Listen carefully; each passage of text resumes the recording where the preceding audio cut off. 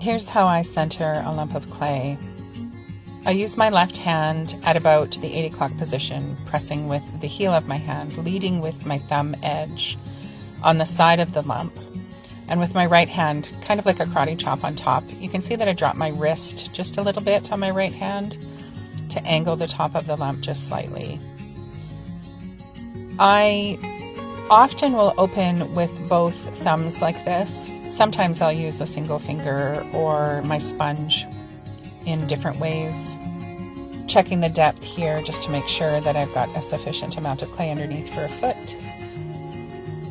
And when I begin to pull the walls of this particular mug, my first pull is essentially just to even out the thickness of the clay along the wall. You can see that I'm compressing the bottom a little bit, making it nice and smooth, collaring in the clay here just to keep it upright and nice and steady.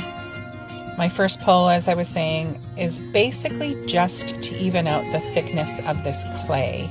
I'm not really trying to get any height here. I'm just trying to make things nice and even so that when I do go to pull height, things go really smoothly. So here I am starting to get height in the mug. I do have a little bit of a wobble on that top edge. I'm not too worried about that at this point. It's not going to interfere with anything substantially. Compressing my rim with each pull, cleaning up standing water inside and out. That's very important so that your clay doesn't become oversaturated, and you add water back where you need it on the clay rather than on your hands. Here I'm starting to create a little bit of a belly in my mug. My inside hand is actually lower than my outside hand at this point. Again, remember to compress your rim with every pull, clean up your mess. My demonstration here with the rib is showing you that using a flexible rib on the outside so that you can curve it is really quite a nice tool to learn how to use. I press the clay into the curve on the rib in order to have a consistently rounded belly on my mug.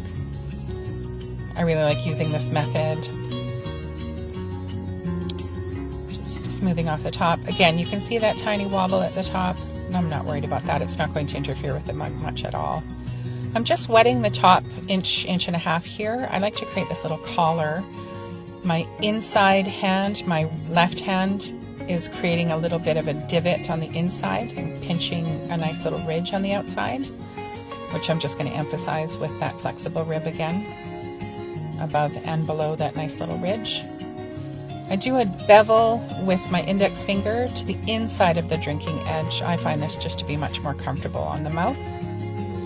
Tidy up any drips and drabs, clean off any excess water, and using a piece of leather, a chamois, I just smooth that rim again, which takes any sharp edges away. Here's the wooden knife. I call it a clay knife that I use to clean up any excess clay along the bottom. I'm showing I do the angle side down right against the wheel head first, and then I flip the clay knife over and clean up the side wall just a little bit there before trying to straighten out that wobble. And I run a wire. Just slow the wheel down, run a wire underneath. I like using a textured wire. And that's it. There's your mug body.